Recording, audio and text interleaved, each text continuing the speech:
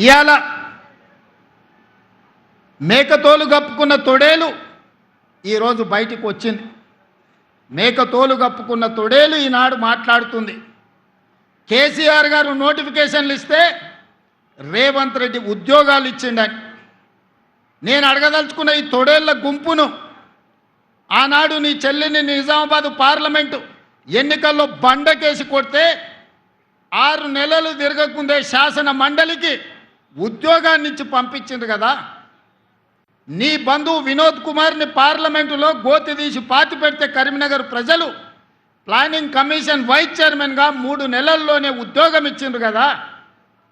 మీ బంధువులైన హరీష్ రావు గారికో కేటీఆర్కో లేకపోతే దయాకర్ రావుకో ఇలా చెప్పుకుంటూ వెళ్తే 100 మంది నీ బంధువులకు ఒక్కరోజు ఖాళీ ఉండకుండా ఉద్యోగాలు మంత్రి పదవులు ఇచ్చినావు కదా.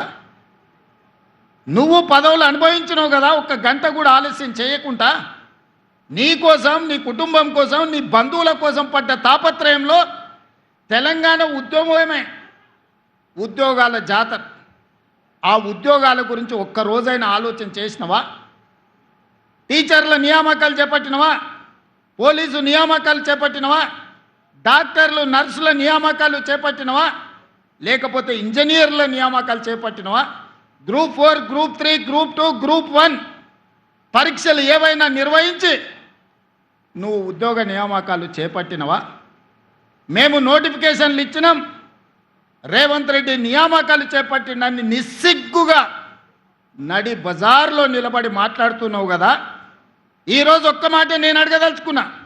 నోటిఫికేషన్లు ఇచ్చి ప్రశ్న పత్రాలను జిరాక్స్ సెంటర్లో పల్లి బఠానీలుగా అమ్ముకుని వందలాది కోట్ల రూపాయలు సంపాదించుకున్నావు తప్ప ఆ పరీక్షలను పూర్తి చేసి పిల్లలకు ఉద్యోగ నియామక పత్రాలు ఇవ్వాలన్న ఆలోచన ఏనాడైనా నీ కుటుంబానికి వచ్చిందా?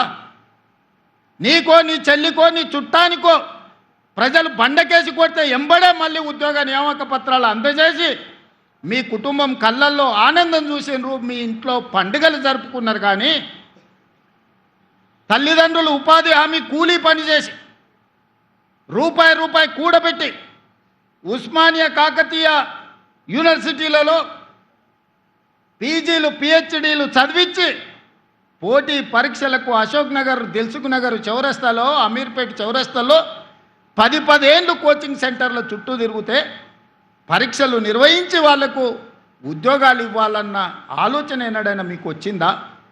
వాళ్ళ పట్ల ఎప్పుడైనా మానవీయ కోణంలో మీరు ఆలోచన చేశారుగా? మీరు ఎప్పుడైనా వాళ్ళ పట్ల మనుషులుగా ప్రవర్తించినరా అని నేను ఈరోజు అడుగుతున్నా.